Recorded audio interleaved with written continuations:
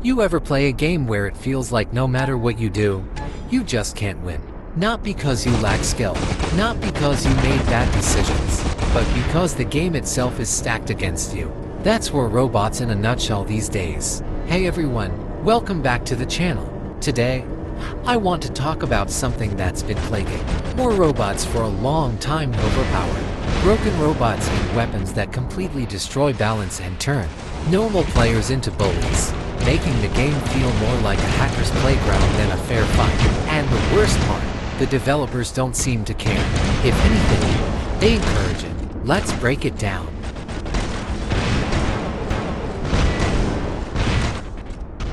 If you've been playing War Robots for a while, you know the pattern. A new robot, weapon, or module drops, and at first, it looks exciting. Maybe it's got a cool new ability, some flashy effects, something that makes it stand out. Then you get into a match and realize this thing isn't just strong, it's ridiculously broken. It's deleting robots in seconds. It's impossible to kill. It's running circles around everything else. And suddenly, every high-level player has one. It happens every time. They introduce something new, make it absurdly powerful, let players abuse it for a while, and then after enough people have spent money on it, they nerf it, just in time for the next overpowered thing to come out. It's not about balance. It's about keeping players spending. And if you don't have the latest broken thing, too bad. You're just cannon fodder.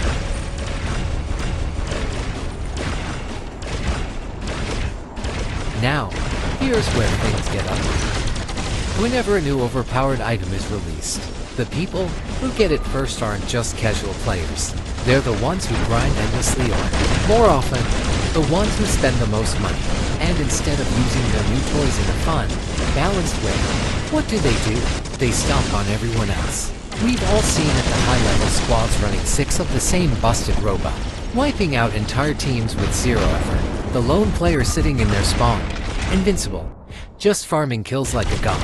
It stops being a game and turns into bullying. Now, let's be real, every competitive game has strong players and weak players. That's normal. But War Robots isn't just about skill anymore. It's about who can afford to be overpowered.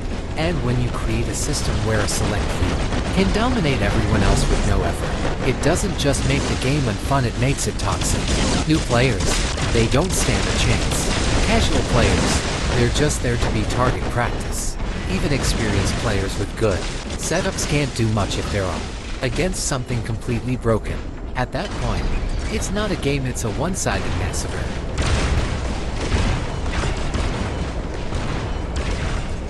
And here's the funny thing.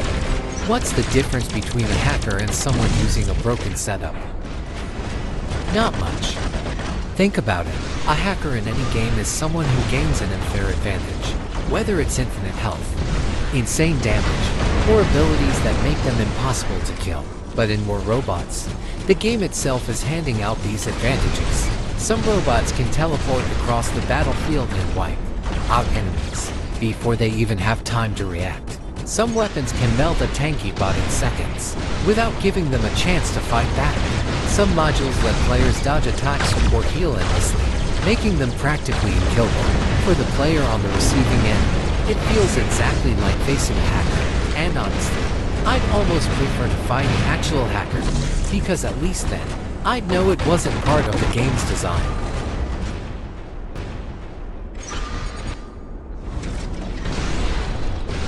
Now, here's the big question: why don't the developers fix this?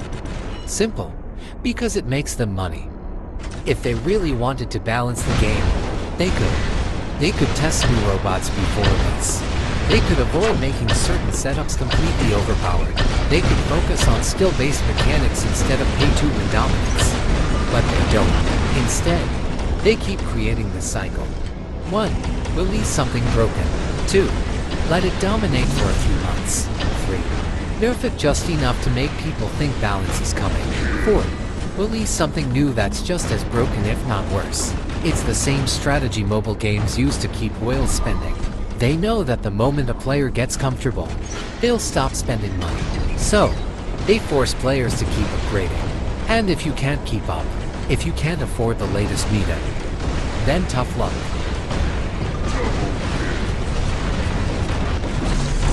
And this is where it really starts hurting the game.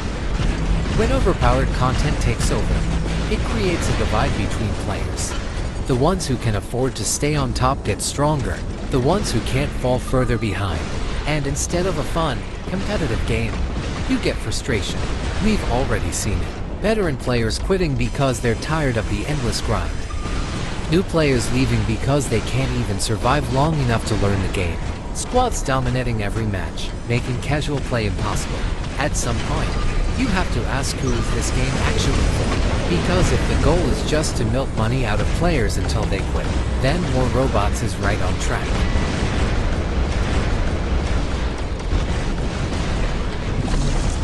So, what's the solution? Can More Robots be saved from itself? Honestly, that's up to the developers. If they actually cared about balance, they'd stop releasing intentionally broken content just to sell more upgrades. They'd listen to players and focus on making the game fun for everyone, not just the biggest spenders. They'd make sure that when a new robot or weapon comes out, it's strong but fair, not something that completely breaks the game for months until the next thing replaces it. And most importantly, they'd stop prioritizing money over good gameplay, because if they don't, if this cycle keeps going, then More Robots is only heading in one direction, down. And hey, if you enjoyed this video and want more More Robots discussions, don't forget to like, subscribe, and hit that bell icon. Thanks for watching, and I'll see you next time.